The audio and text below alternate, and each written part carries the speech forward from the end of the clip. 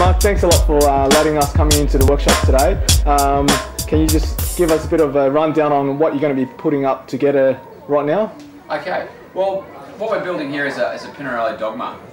It's the top of the line frame set from Pinarello, and we're going to be building the bike with Camp Agnolo's Super Record, which is Camp Agnolo's top line grip set. So it's a pro edition bike.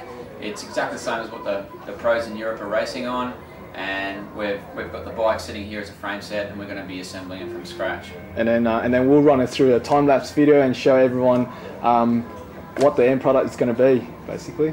Fantastic. All right, let's start. Yeah.